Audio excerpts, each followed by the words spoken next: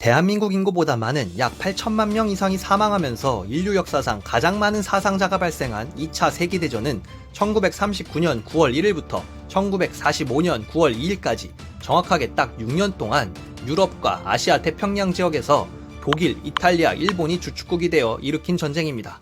1918년 1차 세계대전이 끝이 나고 패배한 독일은 막대한 전쟁 배상금을 물게 하는 일명 바르사유 조약을 맺게 되는데, 이는 독일 1년 예산의 3분의 1을 차지할 정도로 큰 부담이었습니다.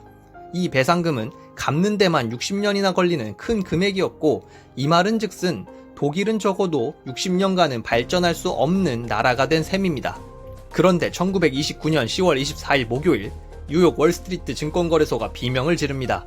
이날은 1차 세계대전 이후 경제 호황을 누리던 미국의 증권시장에 형성된 버블이 터진 날로 블랙 서스데이라고도 부릅니다.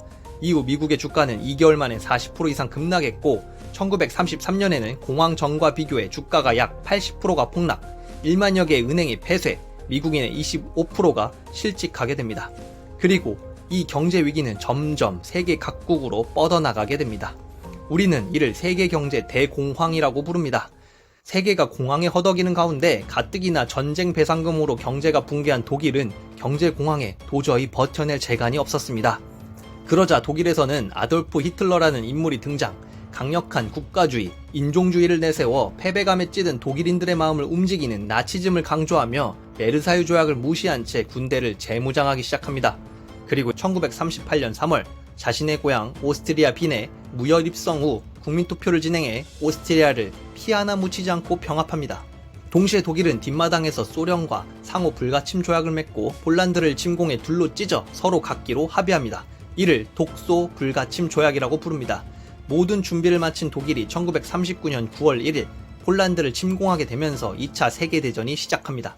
이후 독일은 1940년 4월에 덴마크, 노르웨이를, 5월에는 룩셈부르크와 네덜란드, 벨기에를 빠른 속도로 점령합니다. 유일하게 스위스는 중립국의 지위를 유지하였는데요.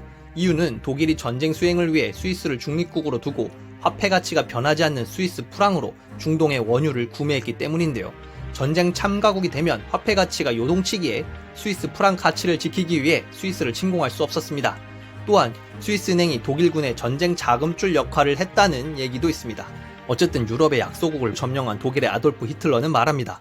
우리의 가장 위험한 적은 영국이다. 그러나 그들을 굴복시키기 위해서는 먼저 프랑스를 꺾어야 한다. 히틀러는 이 말을 남긴 후 바로 프랑스로 진군 계획을 세웁니다. 하지만 프랑스는 최강의 방어 시스템을 갖추고 있었는데요. 특히나 1차 세계대전 이후 앙드레 마지노 장군의 주장에 따라 160억 프랑의 거대한 비용을 들여 바닷가가 없는 동쪽 국경을 방어하는 750km 길이의 마지노선 요새를 넘는 게 독일군에게는 가장 큰 과제였습니다. 히틀러는 고민 끝에 마지노선을 넘지 않기로 결정합니다.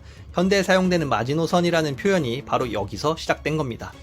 당시 영국 프랑스 연합군 40만 명은 마지노선만 지키면 프랑스가 안전할 거라고 맹신하고 있었는데요. 그도 납득이 갈 만한 게 요새를 제외하고 독일군이 침공할 수 있는 지역은 아르덴 숲뿐이었는데, 이 숲은 나무가 우거진 거대한 숲으로 도저히 독일 전차 기갑부대가 들어올 엄두를 낼 수 없는 땅이었습니다. 하지만 히틀러는 나폴레옹의 알프스를 넘듯 아르덴 숲을 탱크로 밀고 들어오면서 연합군 40만 명을 포위했고, 연합군은 전세계 유례가 없는 최대 탈출 작전을 감행하는데, 이 탈출 작전이 감행된 지역 이름이 바로 영화로도 잘 알려진 덩케르트입니다. 이때 프랑스 남쪽에서는 독일과 손을 잡은 이탈리아가 독일을 도와 프랑스를 공격했고, 프랑스는 두 국가의 공격을 막지 못하고 결국 4주 만에 파리를 점령당하고 약 8일 후 완전 항복을 선언합니다. 계획대로 프랑스를 점령한 독일은 1940년 7월 드디어 전통적인 유럽의 강국 영국으로 향합니다. 하지만 영국 해군은 너무나 강력했고 독일 전투기조차 영국의 레이더망에 쪽쪽 요격당하면서 전쟁은 지루한 장기전의 늪으로 빠지게 됩니다. 독일은 영국과의 장기전이 길어지면서 보급이 원활하지 않자 그리스를 점령해버린 후 2년 만에 불가침 조약을 뒤엎고 1941년 6월 22일 소련을 침공합니다. 이때 히틀러는 3개월 안에 소련 정복을 확신했지만 영국처럼 질질 늘어지면서 이 전쟁은 약 4년 동안이나 지속되게 됩니다. 결국 시베리아 기후의 혹독한 추위를 견디지 못한 독일군은 최종 후퇴하게 됩니다. 그리고 이때 아시아에서는 경제 위기를 식민지 확보로 극복하고자 했던 일본이 중국을 침공하면서 1937년 중일전쟁을 일으킵니다. 중일전쟁 당시 일본은 1937년 12월 난징 대학살을 일으켜 약 6주간 베이징, 상하이, 난징에서 중국인 30만 명을 학살하는 만행을 저지름에도 불구하고 전쟁을 승리로 이끌지 못하고 후퇴합니다. 당시 일본은 미국과 친했고 유명한 가스라 테프트 조약에 따라 태평양은 미국이, 한반도는 일본이 차지하기로 약조하였었는데 중일전쟁이 생각보다 쉽게 풀리지 않던 일본은 미국이 관할하던 인도 차이나 판도를 노리게 됩니다. 초반 6개월간은 말레이시아, 태국, 필리핀, 홍콩, 싱가포르, 인도네시아를 점령하면서 인도 차이나 반도에서 승전을 거듭하게 되는데요. 자신감에 가득 찬 일본은 1941년 12월 7일 당시 동남아 전체를 관할하고 있던 미국의 진주만을 선전포고 없이 공습하는 바보 같은 선택을 저지르게 됩니다.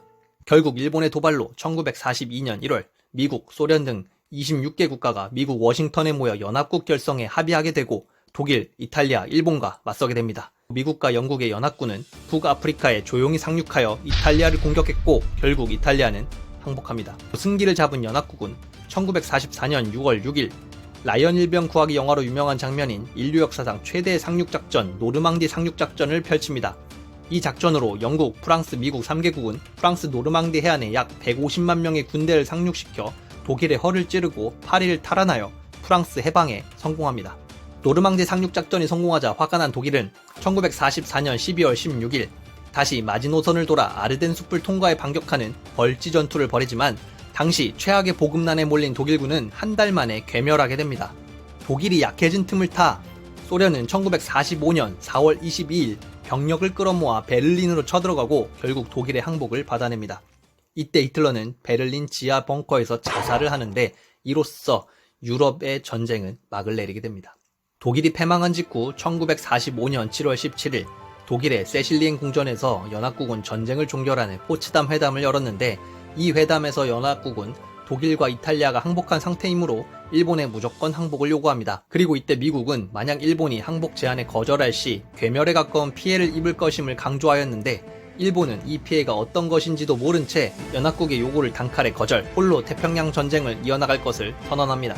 결국 1945년 8월 미국은 폭격기 B-29를 출격시켜 히로시마와 나가사키에 핵폭탄을 투하하게 되고 1945년 9월 2일 2차 세계대전이 시작한 지 6년 만에 전쟁이 끝나게 됩니다. 이렇게 2차 세계대전의 주요 장면들과 과정을 요약해 보았는데요. 영상이 유익하셨다면 구독, 좋아요, 알림 설정 부탁드립니다. 감사합니다.